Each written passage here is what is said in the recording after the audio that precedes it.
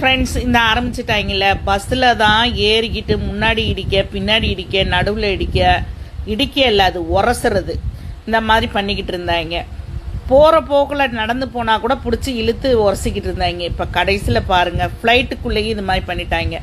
அதுவும் அவன் ஒரு லேடியை மட்டும் பண்ணலை ஃப்ரெண்ட்ஸ், அங்கே இருக்கிற எல்லாத்தையுமே அந்த மாதிரி கிண்டல் பண்ணுறது, பேசுறது, தடவுறது, தொடுறது, இப்படிமா இவன் இருந்திருக்கான் ஃப்ரெண்ட்ஸ்.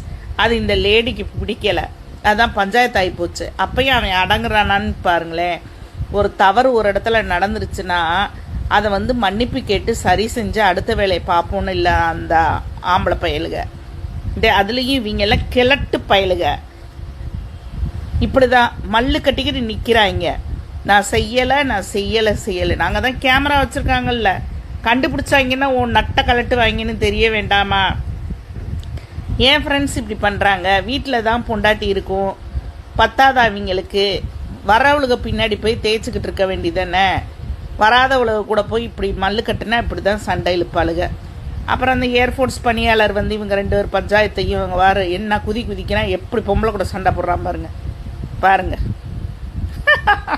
போடு கலத்தியா, போடு சொத்துன்னு போடு. அறிவு கட்டு.